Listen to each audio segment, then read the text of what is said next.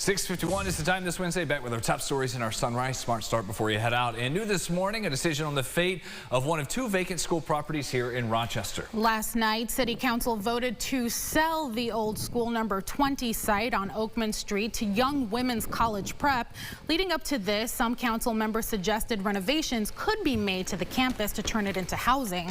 While that passed, council tabled a vote on selling School 29 to Rockside.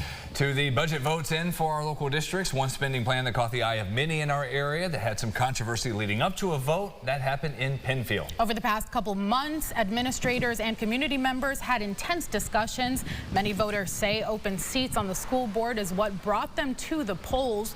Tuesday night, the budget was approved, and Stacy Leonardo and Susan Kavanaugh were elected to the Board of Education, while one sitting member, Krista Khan, was voted out. Last week, the current board president, Dr. Aaliyah El-Amin Turner, announced her re-election campaign was suspended due to hostility throughout the district. One voter spoke off camera on the reason behind her ballot choice.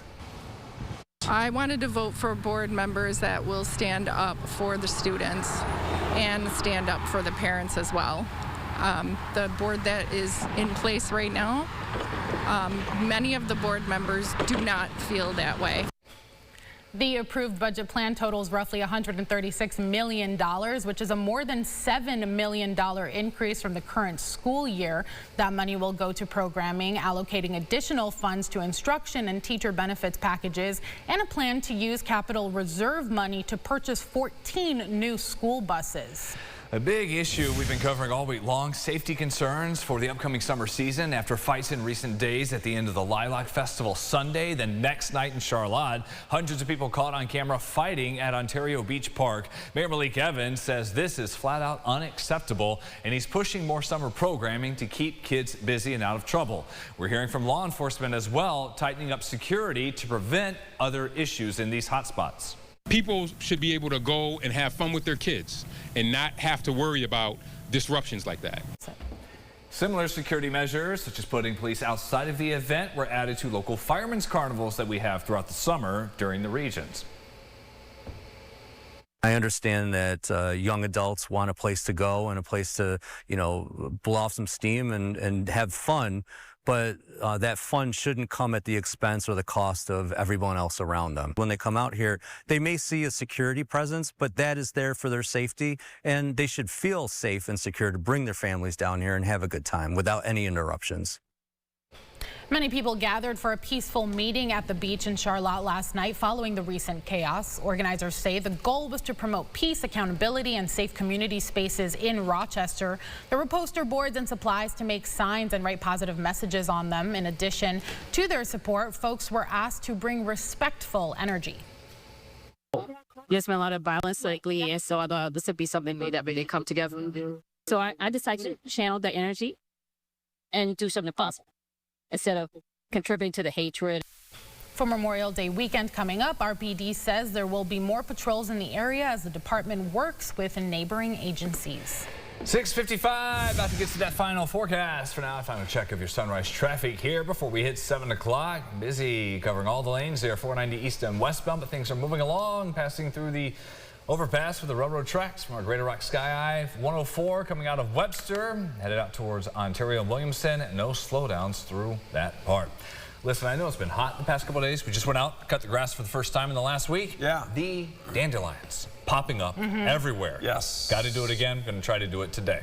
Yeah, you should have plenty of time this afternoon. Yeah. Maybe a little bit chillier, though, as numbers are just way down, all the way down into the 50s and low 60s there for you. A couple of rain showers around this morning. Those fade, and then we'll be pretty quiet later this afternoon and tonight. Going to the 8-day, you see temperatures that remain on the cooler side in the 50s there. And then as we get into the next couple of days, Saturday, Sunday, still tracking rain through that stretch. Memorial Day, we are dry. All right. The podcast, Second Cup of Sunrise, 9 o'clock, is where you can find us on the Rochester First streaming app. If you missed yesterday's show, it was wild. We found this gas tax calculator, went through, put in our numbers, see what we've been spending, did that. Today, we may have a giant fathead besides me on the pod. We'll show that, talking about Survivor 50. Yes, and then some birthday talk. Maybe there's some sweet treats somewhere here around the studio. Here I was wanting to talk to you guys about the nest with birds I have right on my front porch. Oh, come on by. Oh, okay. Sure. There you go. I have pictures, there are videos, and everything. We'll see you there. That is on the Rochester First streaming app. CBS Mornings on the way next.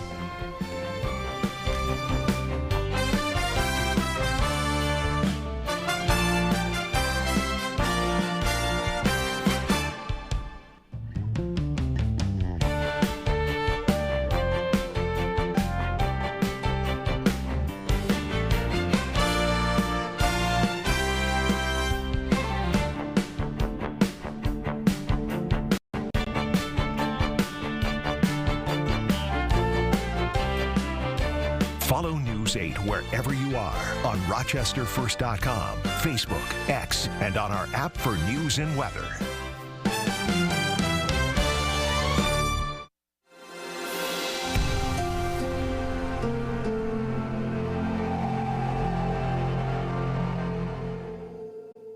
Get the Rochester First streaming app today for everything you love from News 8 On Demand, plus exclusive shows you won't see anywhere else. Search ROC and download for free on Roku, Amazon Fire, and Apple TV.